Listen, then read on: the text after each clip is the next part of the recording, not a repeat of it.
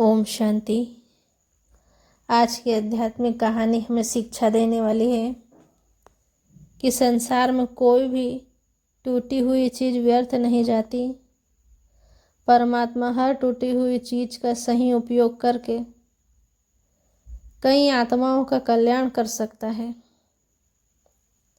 बस हमें अपनी आंतरिक अच्छाइयों और खूबियों को ढूंढने की आवश्यकता है।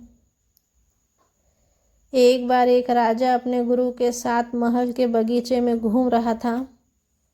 वहाँ एक पुराना टूटा हुआ घड़ा पड़ा था। राजा ने उसे देखकर कहा, गुरुदेव, यह घड़ा अब किसी के काम का नहीं है, इसे फेंक देना चाहिए। गुरुदेव मुस्कुराए और बोले, कल सुबह इसी घड़े को लेकर मेरे साथ चलना।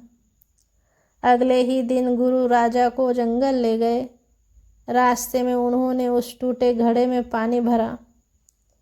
पानी भरकर उठाया और रास्ते चलते रहे। चलते चलते घड़े की दरारों से पानी टपकता रहा। राजा बोला, गुरुदेव, सारा पानी तो रास्ते में ही बह गया, इसका क्या लाभ हुआ? गुरु ने रास्ते के किनारे इशारा किया। वहाँ सुंदर सुंदर रंग बिरंगी फूल खिले हुए थे। गुरु बोले, जिस पानी को तुम व्यर्थ समझ रहे थे, उसी ने इन फूलों को जीवन दिया है। फिर गुरु ने राजा से कहा, इसी तरह जीवन में हमारी कमियां, असफलताएं और टूटन भी बेकार नहीं होती।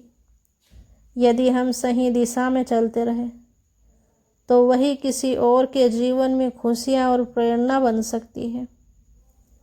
गुरु की प्रेरणादायक बातें सुनकर राजा की आंखें नम हो गई। उसे समझ आया कि ईश्वर किसी भी व्यक्ति को व्यर्थ नहीं बनाता।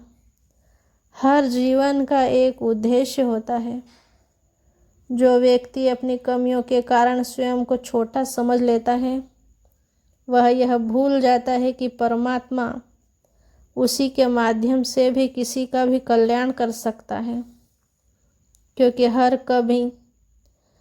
कमी में भी परमात्मा का कोई न कोई उद्देश्य छिपा होता है। यह प्रेरणादायक कहानी हम सभी को हर स्थिति में स्वयं को स्वीकार करना सिखाती है। ओम शांति।